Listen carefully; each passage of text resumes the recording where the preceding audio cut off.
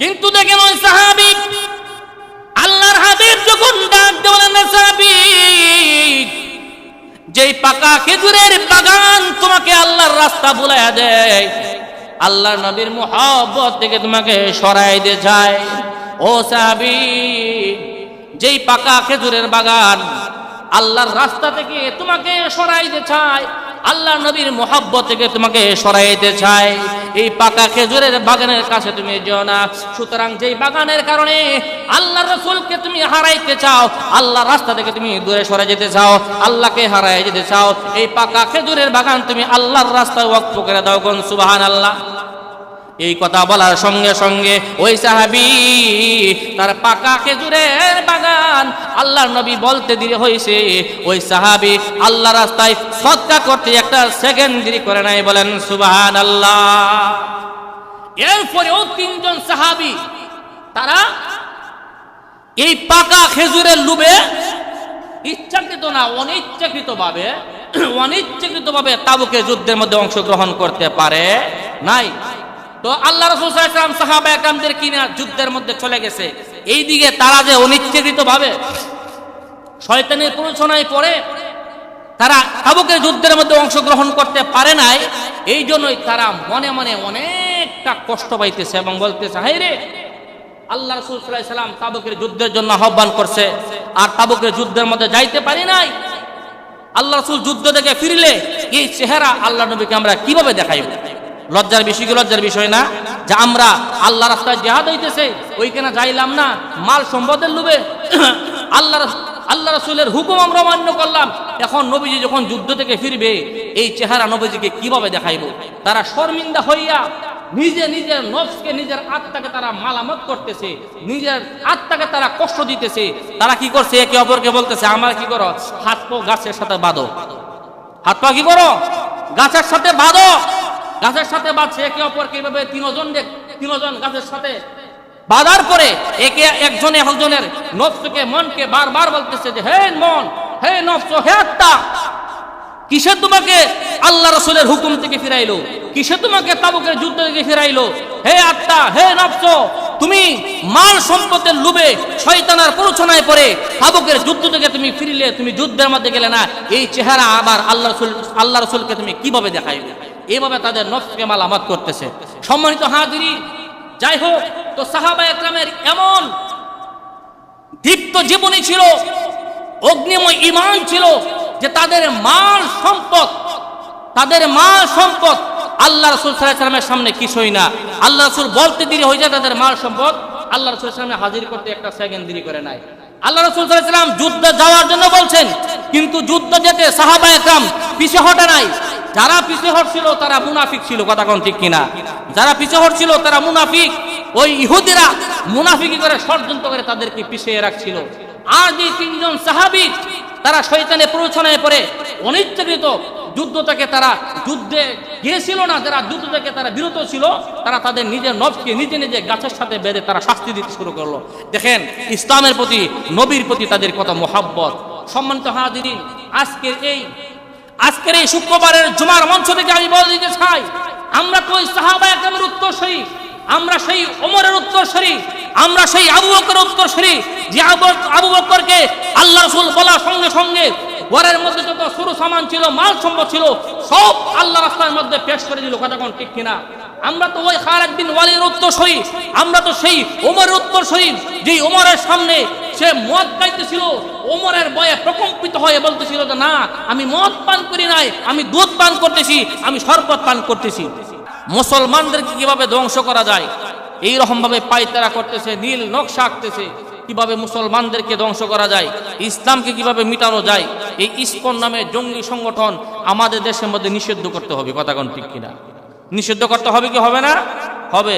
যদি নিষিদ্ধ না করা হয়, কিছুদিন আগেও এটার আন্দোলন করা হয়েছে, এই যে আলিফ, অ্যাডভোকেট আলিফ, চট্টগ্রামের আলিফকেও তারা কি করছে, হত্যা করছে। এই ইসকনের সংগঠনেরা, এই জঙ্গি ইসকন নামক জঙ্গি সংগঠনের এই লোকগুলা কি করছে, এই আলিফকে প্রকাশ্যে হত্যা করছে। তার বিচার কই? ফাঁসি কার্যকর তো হইল না। ফাঁসি কার্যকর হয়েছে? হয় নাই। এই যে তিনটা যুবক এক মাদ্রাসার ছাত্রীকে অপহরণ করছে, অপহরণ করার পর টানা লাগাতার 3 দিন 4 দিন তাকে ধর্ষণ করছে এদেরকে পুলিশে নিয়ে গেছে, পুলিশ হেফাজতে নিয়ে তাদেরকে হাজতে ঢুকাই দিছে। কোথায়? এদের তো ফাঁসি হওয়া দরকার ছিল, ঠিক কিনা? এদের ফাঁসি হওয়া দরকার ছিল। কিছুদিন আগে দেখলেন ওই যে এক ভার্সিটির মধ্যে কি করছে, অপূর্ব পাল এক হিন্দু যুবক আমরা কোরআন শরীফের মধ্যে কি রাখছে, পা রাখছে।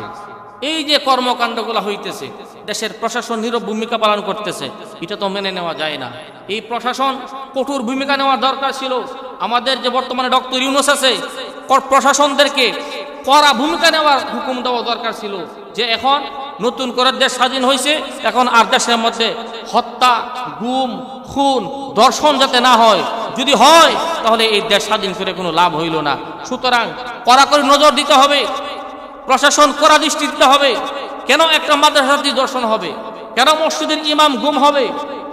কথা কোন ঠিক না? যদি এখনো দর্শনই হয়, হত্যাই হয়, গুমেই হয়, তাহলে তো মানুষ বলবে ওই আওয়ামী লীগই ভালো ছিল। কি এটা মিথ্যা কথা? এটা মিথ্যা কথা। তো বলবে আওয়ামী লীগই ভালো ছিল, ওই আওয়ামী লীগের আমলে হত্যা, খুন এগুলো হইতো। এখনো যদি এইগুলা হয় তাহলে তো আওয়ামী লীগই ভালো ছিল। সুতরাং এত জুলাইয়ের আন্দোলন করার পরে এই স্বৈরাচার সরকারকে বিদায় করা হয়েছে, এখনো যদি হত্যা গুম হয় তাহলে তো এটা মেনে নেওয়া যায় না। কথা কোন ঠিক কিনা? সুতরাং আমাদেরকে সচেতন থাকতে হবে, যেন আমাদের দেশের মধ্যে আমাদের মা বোনদের ইজ্জতের মধ্যে যেন কেউ হাত না দিতে পারে, এমনকি মাদ্রাসার ছাত্র এবং ছাত্রী এদের ইজ্জতের উপর যেন কেউ হাত না দিতে পারে, এমনকি কোনো আলেম ওলামা যেন গুম না হয়, হত্যা না হয়, খুন না হয়। কথা কোন ঠিক কিনা? সম্মানিত হাজিরিন, এই জন্যই ইসকন নামের জঙ্গি সংগঠন আমাদের দেশের মধ্যে যতটা এই সংগঠন আছে, ইসকন আছে, এই সম্পূর্ণকে সরকারিভাবে নিষিদ্ধ ঘোষণা করতে হবে, যেন আমাদের এই দেশের মধ্যে ইসকন সংগঠনের কোনো কার্যক্রম না হয়। এই ইসকন সংগঠনের যদি কোনো কার্যক্রম হয় তাহলে এদেরকে গ্রেফতার করতে হবে, সংগঠনগুলো বন্ধ করে দিতে হবে। যদি এগুলো বন্ধ করে না দেওয়া হয় তাহলে তারা এমনভাবে আমাদের দেশের মধ্যে গ্রাস করবে, এমনভাবে তারা পায়তারা করে নীল নকশা আঁকবে যে মুসলমানরা মাথা উঁচু করে যখন দাঁড়াইবে তখনই তাদের মাথার মধ্যে আঘাত করবে। কথা কোন ঠিক কিনা? এই জন্য আগ থেকে মুসলমান রেডি থাকতে হবে। এই ইসকন নামের জঙ্গি সংগঠন নিষিদ্ধ ঘোষণা করতে হবে, যাতে করে এরা দেশের মধ্যে প্রভাব বিস্তার করতে না পারে। যদি এরা এই সংগঠনের মাধ্যমে আমাদের দেশের মধ্যে প্রভাব বিস্তার করে ফেলে, তাহলে একের পর এক ওলামা একরামদেরকে মারবে, গুম করবে, হত্যা করবে, আমাদের মাদ্রাসার ছাত্রীদেরকে গুম করবে, হত্যা করবে। যেই মুসলমান ইসলামের পক্ষে, কোরআনের পক্ষে কথা বলবে তাকেই দেখবেন মারধর আরম্ভ করবে। কথা কোন ঠিক কিনা? সুতরাং এইগুলো মেনে নেওয়া যাবে না। আমরা মুসলমান আমাদেরকে সজাগ থাকতে হবে, যেন এই বদ্দিনের দলগল, এই বিধর্মীর দলেরা যেন আমাদের দেশের মধ্যে মাথা উঁচু করে না দাঁড়াইতে পারে। কথা কোন ঠিক কিনা? সম্মানিত হাজিরিন, আল্লাহ রাসূল সাল্লাল্লাহু আলাইহি ওয়াসাল্লাম তাবুকের যুদ্ধের জন্য সাহাবা একরামদেরকে প্রস্তুত করতেছেন। কিসের যুদ্ধ? তাবুকের যুদ্ধের জন্য প্রস্তুত করতেছেন। এই তাবুকের যুদ্ধের জন্য যখন প্রস্তুত করতেছেন, আল্লাহ রাসূল সাল্লাল্লাহু আলাইহি ওয়াসাল্লাম সাহাবা একরামদেরকে ডাক দিলেন, হে সাহাবারা, তাবুকের যুদ্ধের মধ্যে যেতে হবে, যার যা আছে তাই নিয়ে আসো। সুবহানাল্লাহ বলবেন না? যার যা আছে তাই বের করে নিয়ে আসো, তাবুকের যুদ্ধের মধ্যে যেতে হবে। সাহাবা একরাম আল্লাহ রাসূল সাল্লাল্লাহু আলাইহি ওয়াসাল্লামের কথা শুনে সকলে একের পর এক বাড়িতে ঢুকতেছে এবং তার ঘর থেকে যুদ্ধের জন্য তার মাল সামান, আসবাবপত্র যা কিছু আছে তাই নিয়ে আসতেছে। কেহ তার মালের অর্ধেক নিয়ে আসতেছে, কেহ তার মালের তৃতীয় ভাগের এক ভাগ নিয়ে আসতেছে।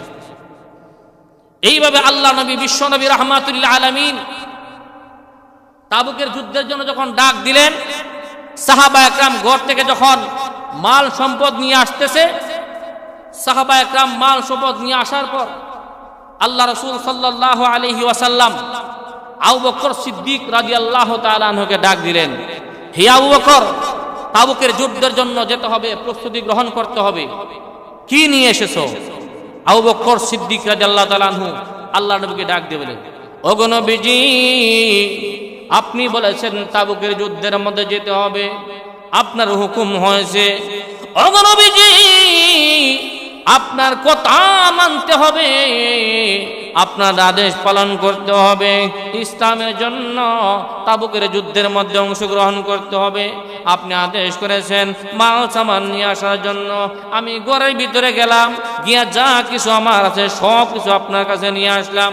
আল্লাহ নবী ডাক দিয়ে বলে, আবু বকর সব কিছু নিয়ে আসলে নাকি? বলে হ্যাঁ নিয়ে আসছি। তাহলে তোমার ঘরে কি রেখে আসছো? আবু বকর ডাক দিয়ে বলে, ওগো নবীজি, আপনি আদেশ করেছেন যার যা কিছু আছে নিয়ে আসার জন্য। এখন যদি আমি ঘরে রেখে আসি তাহলে আপনার কথা অমান্য হবে। এই জন্য আমি ঘরের ভিতরে প্রবেশ করে আমার ঘরের মধ্যে যা সরসামান আছে, মাল সম্পদ আছে, সব কিছু রেখে আসছি। তাহলে তোমার ঘরে কি কিছু রেখে আসো নাই?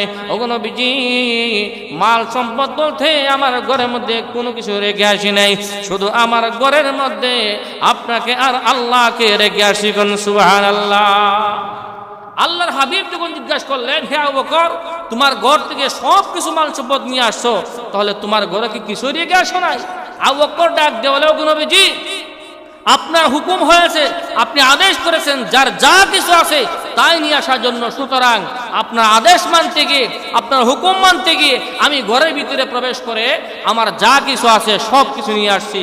কিন্তু আমার ঘরের মধ্যে কোনো কিছুই মাল সম্পদ রাখি নাই, একমাত্র আল্লাহ এবং তার রাসূলকে রেখে আসছি। কোন সুবহানাল্লাহ।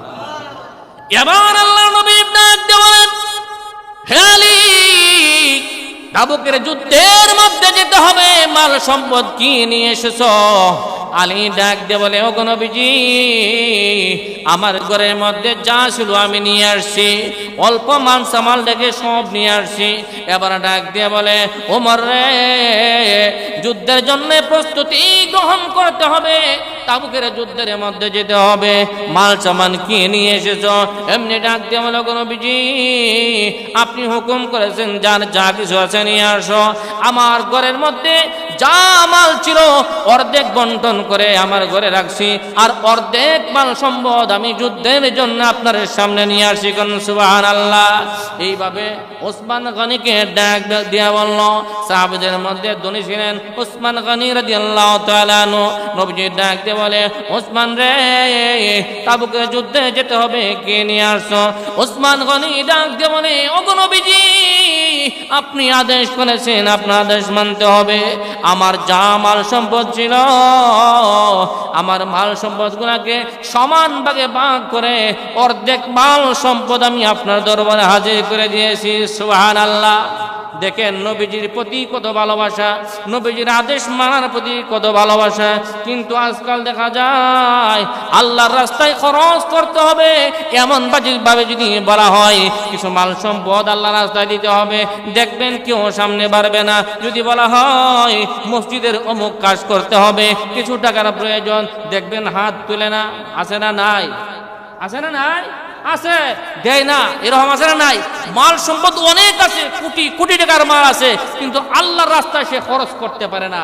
কিন্তু সাহাবায়ে কেরামের ভালোবাসা দেখেন, তাবুকের যুদ্ধে যাবে, আল্লাহ নবী যখন আদেশ করেছেন, হুকুম করেছেন, সঙ্গে সঙ্গে আল্লাহ রাসূলের আদেশ পালন করার জন্য নবীজি যেন খুশি হয়, এই জন্য যার যা কিছু আছে তাই আল্লাহ রাসূল সাল্লাল্লাহু আলাইহি ওয়াসাল্লামের কাছে পেশ করছে। জোরে কোন সুবহানাল্লাহ।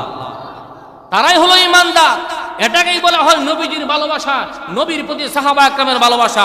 আর আমরা তো আশিকের রাসূল দাবি করি, নবীর মহব্বত দাবি করি, কিন্তু আল্লাহর রাস্তায়, নবীর রাস্তায়, ইসলামের জন্য, মসজিদের জন্য, মাদ্রাসার জন্য যদি কোনো কিছু বের করতে হয় তখনই আমরা পিছা হই। কথা কোন ঠিক কিনা? পিছু হটি, সামনে আর আগাই না। এটা ঈমানদারের লক্ষণ নয়। আল্লাহ এবং তার রাসূলের প্রতি এটা ভালোবাসার নমুনা নয়। আল্লাহ এবং তার রাসূলের প্রতি ভালোবাসার নমুনা হলো বলার সঙ্গে সঙ্গে আল্লাহর রাস্তায় মাল জান মাল দিয়ে কুরবানি করার জন্য প্রস্তুত থাকতে হবে। কথা কোন ঠিক কিনা? সম্মানিত হাজরিন, তাবুকের যুদ্ধের মধ্যে যখন যাবে, এই মৌসুমটা ছিল আমরা যেমন অগ্রহায়ণ মাসের মধ্যে অগ্রহায়ণে দান কাটি, এই সময় গুলি ভরি আমরা দান দিয়া, আর ঠিক তাবুকের যুদ্ধের সময় এই মৌসুমটা ছিল খেজুর পাকার মৌসুম। একদিকে তাবুকের যুদ্ধ, আর একদিকে সাহাবায়ে কেরামের ঈমানি পরীক্ষা।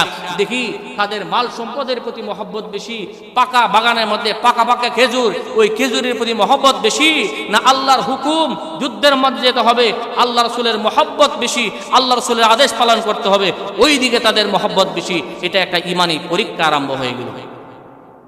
এবার আল্লাহর নবী সাহাবায়ে কেরামদেরকে ডাক দেওয়ালেন, হে আমার সাহাবারা, তাবুকের যুদ্ধের মধ্যে যেতে হবে। খবরদার খবরদার, কেউ মুনাফিকি করবে না, যুদ্ধ থেকে কেউ বিরত থাকবে না, যুদ্ধে যাওয়া থেকে কেউ পলায়ন করবে না, কেউ মুনাফিকি করবে না। ঠিক এই মুহূর্তে প্রত্যেকের বাগানের মধ্যে খেজুরগুলো পেকে গেল।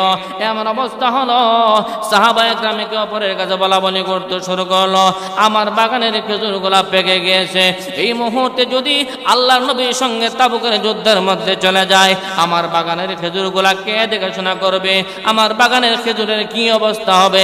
এমনিতে অপর সাহাবী ডাক দিয়ে বলে, তোমার বাগানের খেজুরের অবস্থা কি হবে জানি না, কিন্তু আল্লাহ নবী হুকুম করেছেন, আদেশ করেছেন তাবুকের যুদ্ধের মধ্যে যেতে হবে, ইসলামের যুদ্ধের মধ্যে যেতে হবে, ইসলামের জন্য রক্ত দিতে হবে, জান মাল কুরবান দিতে হবে। আল্লাহ রাসূলের মহব্বতে, ইসলামের মহব্বতে পাকা খেজুরের দিকে তাকানো যাবে না। আল্লাহ রাসূলের হুকুম পালন করার জন্য তাজা তাজা বাগানের মধ্যে পাকা পাকা খেজুর থাকতে কি হবে? আল্লাহর হুকুম পালন করার জন্য আল্লাহর রাস্তায় চলে যেতে হবে। কোন সুবহানাল্লাহ। যদি আমাদের অগ্রহিনীর ধানগুলো পেকে গিয়েছে, এখন কাটার সিজন, ধানগুলা ঘরের ভিতরে প্রবেশ করানো হবে, এই মুহূর্তে যদি কেহ বলে একটা দাওয়াত খাইতে হবে, ডাকা যাইতে হবে, বলে না না না এখন দাওয়াত খাওয়ার সময় নাই, বলে কি বলে না, ওই এখন দাওয়াত খাওয়ার সময় নাই, আমার ধান ক্ষেতের মধ্যে পাকিয়ে রয়েছে, যদি আমি এখন ধানগুলা না লই আমার ধানগুলা নষ্ট হয়ে যাব। কথা কোন ঠিক কিনা? আর হাওরের মধ্যে যাদের ক্ষেত আছে, বৈশাখ মাসে ধান ফাঁকি আছে, এই সময় যদি গিয়ে কয় চলেন আমরা উজান এলাকা থেকে বেড়ায় আসি, বলে না খবরদার, এখন বেড়ানির সময় নাই, আমার হাওরের মধ্যে ধানগুলো পেকে রয়েছে, কখন জানি হিল তুফান চলে আসে বা ওই সাগরের বাঁধ ভেঙে যায়, আমার হাওরের ধান সব তুলিয়ে যাবে, না না এখন বেড়ানির সময় নাই। বলবে কি বলবে না? বলবে। কিন্তু দেখেন কি পরীক্ষার মধ্যে সাহাবায়ে কেরাম পড়ছে, একদিকে তাদের বাগানের মধ্যে পাকা পাকা খেজুরগুলা ঝুলতেছে, অপর দিকে তাবুকের যুদ্ধের মধ্যে যেতে হবে। এইরকম এক ঘটনা, এক সাহাবী তার বাগানের মধ্যে এমনভাবে খেজুরগুলা পেকে রয়েছে যে সে যুদ্ধের মধ্যে যাইবে, তার মন চাইতেছে না, একদিকে মনে চাইতেছে যুদ্ধে যাইবে, আর একদিকে মনে চাইতেছে তার বাগানের দিকে খেজুরের ওই যে পাকা পাকা খেজুরগুলো। এমনিতে সাহাবী আল্লাহ নবী বিশ্ব নবী রাহমাতুল লিল আলামিনের দরবারে গিয়ে বলতেছে, ওগো নবীজি আমার বাগানের খেজুরগুলা পেকে গিয়েছে, এই অবস্থায় যদি আমি তাবুকের যুদ্ধের মধ্যে চলে যাই, আমার ওই বাগানের খেজুরগুলা কে দেখাশোনা করবে? ওগো নবীজি আমাকে কি একটু রুখসত দেওয়া যায় না, আমাকে কি ছুটি দেওয়া যায় না? আল্লাহ নবী ডাক দিয়ে বলেন, সাহাবী আমার হুকুম, আল্লাহর রাস্তায় জিহাদ করতে হবে, তাবুকের ময়দানে যেতে হবে, এটাই সবচাইতে তোমার জন্য বড়। এ সাহাবী তোমার মাল সম্পদ যা কিছু আছে একটারও তোমার দাম হবে না যদি তুমি আল্লাহর রাস্তায় জিহাদ না করো। আর আল্লাহ রাব্বুল আলামিন তোমার মাল সম্পদের বিনিময়ে তোমার কাছে আল্লাহ জান্নাত খরিদ করেছেন। কোন সুবহানাল্লাহ। এখন যদি তুমি মালের চিন্তা করো তাহলে তুমি জান্নাত পাবে না। এ সাহাবী সুতরাং যেই মালের কারণে, যেই বাগানের কারণে আল্লাহ রাসূলের রাস্তা থেকে তোমাকে ফিরাইতে চাই, ওই মাল সম্পদ, ওই খেজুরের বাগান তুমি আল্লাহর রাস্তায় সদকা করে দাও। কোন সুবহানাল্লাহ। এই সাহাবীকে যখন এইভাবে বলা হলো, হে সাহাবী যেই খেজুর, যেই বাগান তোমাকে আল্লাহ এবং তার রাসূলের মহব্বত থেকে দূরে সরায় দেয়, এই রকম বাগান তুমি আল্লাহর রাস্তায় তুমি ওয়াকফ করে দাও। এখন আমাদের একটা বাগান আছে, মনে করুন এই বাগানের মধ্যে পাকা পাকা খেজুর আছে, অথবা এই বাগানের মধ্যে পাকা পাকা আম আছে, অথবা আমাদের মাঠের মধ্যে পাকা ফসল রয়েছে। এই মুহূর্তে যদি কোনো জায়গায় যেতে বলা হয় তাহলে যাওয়া যাবে না। আর যদি উল্টা বলা হয় এই পাকা ধানের কারণে তুমি ওই আল্লাহর রাস্তায় বের হইতে তোমার অসুবিধা, ওই ধানকে, ওই পাকা ধানগুলো আল্লাহর রাস্তায় তুমি সৎকা করে দাও, তাহলে মানুষ কি করবে? রাগ করবে, বলবে দেহ তার কাম, সারা বছর না খাইয়া আমি ধান ফলাইছি, আর সে নাকি বলতেছে আমার ওই ধানকে আমি আল্লাহর রাস্তায় সৎকা করে দিই। কি বলেন? মানবে? মানবে না। তাহলে যদি না মানে তাহলে বুঝবেন কিভাবে যে ওই লোকটার ইসলামের প্রতি মহব্বত আছে, আল্লাহ এবং তার রাসূলের প্রতি মহব্বত আছে? তাহলে বুঝবেন কিভাবে? কিন্তু আমরা এমন ইমান যে আমাদেরকে যদি বলা হয় তাহলে আমরা কইব তুমি যুদ্ধে যাও, তুমি আল্লাহর রাস্তায়, তুমি তাবলীগে যাও, আমার যাওয়ার সময় নাই, আমার পাকা দান নইছে, আমি দান টেসে মুড়তে পারতেছি না, লইতে পারতেছি না, আর তুমি নাকি বলো আল্লাহ রাস্তায় এগুলা দেওয়ার জন্য। আরে আগে পায়ালুই আমি, তারপরে আল্লাহ রাস্তায় দিতাম, কথা কোন ঠিক কিনা? কিন্তু দেখেন ওই সাহাবী আল্লাহর হাবিব যখন ডাক দেওয়ালেন, সাহাবী যেই পাকা খেজুরের বাগান তোমাকে আল্লাহর রাস্তা বুলাইয়া দেয়, আল্লাহর নবীর মুহাব্বত থেকে তোমাকে সরাই দিয়ে যায়। ও সাহাবী, যেই পাকা খেজুরের বাগান আল্লাহর রাস্তা থেকে তোমাকে সরাইতে চায়, আল্লাহর নবীর মুহাব্বত থেকে তোমাকে সরাইতে চায়, এই পাকা খেজুরের বাগানের কাছে তুমি যেও না। সুতরাং যেই বাগানের কারণে আল্লাহর রাসূলকে তুমি হারাইতে চাও, আল্লাহর রাস্তা থেকে তুমি দূরে সরে যেতে চাও, আল্লাহকে হারাই যেতে চাও, এই পাকা খেজুরের বাগান তুমি আল্লাহর রাস্তায় ওয়াকফ করে দাও। কোন সুবহানাল্লাহ। এই কথা বলার সঙ্গে সঙ্গে ওই সাহাবী তার পাকা খেজুরের বাগান আল্লাহর নবী বলতে দেরি হয়েছে, ওই সাহাবী আল্লাহর রাস্তায় সদকা করতে একটা সেকেন্ড দেরি করে নাই। বলেন সুবহানাল্লাহ। এরপরেও তিনজন সাহাবী তারা এই পাকা খেজুরের লোভে ইচ্ছাকৃত না অনিচ্ছাকৃতভাবে তাবুকের যুদ্ধের মধ্যে অংশগ্রহণ করতে পারে নাই। তো আল্লাহ রাসূল সাল্লাল্লাহু আলাইহি ওয়াসাল্লাম সাহাবা একরামদের কিনা যুদ্ধের মধ্যে চলে গেছে, এইদিকে তারা যে অনিচ্ছাকৃতভাবে শয়তানের প্ররোচনায় পড়ে তারা তাবুকের যুদ্ধের মধ্যে অংশগ্রহণ করতে পারে নাই, এই জন্যই তারা মনে মনে অনেকটা কষ্ট পাইতেছে এবং বলতেছে, হায় রে, আল্লাহ রাসূল সাল্লাল্লাহু আলাইহি ওয়াসাল্লাম তাবুকের যুদ্ধের জন্য আহ্বান করছে, আর তাবুকের যুদ্ধের মধ্যে যাইতে পারি নাই। আল্লাহ রাসূল যুদ্ধ থেকে ফিরলে এই চেহারা আল্লাহ নবীকে আমরা কিভাবে দেখাইব? লজ্জার বিষয় কি? লজ্জার বিষয় না যে আমরা আল্লাহ রাস্তায় জিহাদ হইতেছে ওইখানে যাইলাম না, মাল সম্পদের লোভে আল্লাহ রাসূলের হুকুম আমরা মান্য করলাম, এখন নবীজি যখন যুদ্ধ থেকে ফিরবে এই চেহারা নবীজিকে কিভাবে দেখাইব? তারা শর্মিন্দা হইয়া নিজের নফসকে, নিজের আত্মাকে তারা মালামত করতেছে, নিজের আত্মাকে তারা কষ্ট দিতেছে। তারা কি করছে? একে অপরকে বলতেছে, আমার কি করো, হাত পা গাছের সাথে বাঁধো, হাত পা কি করো, গাছের সাথে বাঁধো। গাছের সাথে বাঁধছে একে অপরকে, এভাবে তিনজন গাছের সাথে বাঁধার পরে একে একজনের নফসকে, মনকে বারবার বলতেছে যে, হে মন, হে নফস, হে আত্মা, কিসে তোমাকে আল্লাহ রাসূলের হুকুম থেকে ফিরাইলো? কিসে তোমাকে তাবুকের যুদ্ধ থেকে ফিরাইলো? হে আত্মা, হে নফস, তুমি মাল সম্পদের লোভে শয়তানের প্ররোচনায় পড়ে তাবুকের যুদ্ধ থেকে তুমি ফিরলে, তুমি যুদ্ধের মধ্যে গেলে না, এই চেহারা আবার আল্লাহ রাসূলকে তুমি কিভাবে দেখাইবে? এইভাবে তাদের নফসকে মালামাত করতেছে। সম্মানিত হাজিরিন, যাই হোক, তো সাহাবা একরামের এমন দীপ্ত জীবনী ছিল, অগ্নিময় ঈমান ছিল যে তাদের মাল সম্পদ আল্লাহ রাসূল সাল্লাল্লাহু আলাইহি ওয়াসাল্লামের সামনে কিছুই না। আল্লাহ রাসূল বলতে দেরি হয়ে যায় তাদের মাল সম্পদ আল্লাহ রাসূলের সামনে হাজির করতে একটা সেকেন্ড দেরি করে নাই। আল্লাহ রাসূল সাল্লাল্লাহু আলাইহি ওয়াসাল্লাম যুদ্ধে যাওয়ার জন্য বলছেন, কিন্তু যুদ্ধ যেতে সাহাবা একরাম পিছে হটে নাই। যারা পিছে হটছিল তারা মুনাফিক ছিল, কথা কোন ঠিক কিনা? যারা পিছে হটছিল তারা মুনাফিক, ওই ইহুদিরা মুনাফিকি করে ষড়যন্ত্র করে তাদেরকে পিছিয়ে রাখছিল। আর যে তিনজন সাহাবী তারা শয়তানের প্ররোচনায় পড়ে অনিচ্ছাকৃত যুদ্ধে গিয়েছিল না, যারা যুদ্ধ থেকে তারা বিরত ছিল, তারা তাদের নিজের নফসকে নিজে গাছের সাথে বেঁধে তারা শাস্তি দিতে শুরু করলো। দেখেন ইসলামের প্রতি, নবীর প্রতি তাদের কত মহাব্বত। সম্মানিত হাজিরিন, আজকের এই শুক্রবারের জুমার মঞ্চ থেকে আমি বলে দিতে চাই, আমরা তো ওই সাহাবা একরামের উত্তরসূরি, আমরা সেই ওমরের উত্তরসূরি, আমরা সেই আবু বকরের উত্তরসূরি, যে আবু বকরকে আল্লাহ রাসূল বলার সঙ্গে সঙ্গে ঘরের মধ্যে যত শুরু সামান ছিল, মাল সম্পদ ছিল, সব আল্লাহ রাস্তার মধ্যে পেশ করে দিল, কথা কোন ঠিক কিনা? আমরা তো ওই খালিদ বিন ওয়ালিদের উত্তরসূরি, আমরা তো সেই ওমরের উত্তরসূরি, যে ওমরের সামনে সে মদ খাইতেছিল, ওমরের ভয়ে প্রকম্পিত হয়ে বলতেছিল যে না, আমি মদ পান করি নাই, আমি দুধ পান করতেছি, আমি শরবত পান করতেছি। এমন ভাবে উমরকে ভয় করেছিল, উমরের ভয় লালন করেছিল যে আল্লাহ পাক তার ভয় দেখে, তার অন্তর দেখে এই মদকে শরবতে, দুধে পরিণত করে দিয়েছেন। কোন সুবহানাল্লাহ। সম্মানিত হাজিরিন, কিছুদিন আগে ঢাকার ওই বড় মসজিদ থেকে যখন ইসকনের ব্যাপারে, সন্ত্রাসী জঙ্গি সংগঠন ইসকনের ব্যাপারে, হিন্দুত্ববাদী বিরুদ্ধে যখন ওই ইমাম মসজিদের মিম্বার থেকে কথা বলেছে, কথা বলার কারণে এই সপ্তাহের ভিতরে এই আলেমকে তারা গুম করে ফেলেছে। গুম করে পঞ্চগড়ে নিয়ে গেছে, নিয়ে যাওয়ার পর হাত পা গাছের সাথে জিনজিল দিয়ে বেঁধে তাকে অকাত্য নির্যাতন করেছে, অজ্ঞান করে ফেরে গেছে। তারা যদি পারতো তাহলে তাকে ভারতে পাঠায় দিত, কিন্তু ভারত পাঠাইতে পারে নাই। সম্মানিত হাজরিন, আমি বলতে চাই, একজন আলেম যদি মসজিদের মিম্বার থেকে হক কথা বলে যদি টিকতে না পারে, যদি হক কথা বলার কারণে তাকে গুম করে ফেলে, হত্যা করে ফেলে, আজকে আমরা এই মসজিদের মিম্বার থেকে হক কথাগুলো বলবো, তাহলে আমাদের কিসের নিরাপত্তা? আমাদেরকেও তো গুম করে ফেলতে পারে, কথাক্ষণ ঠিক কিনা? আমাদেরকেও হত্যা করে ফেলতে পারে।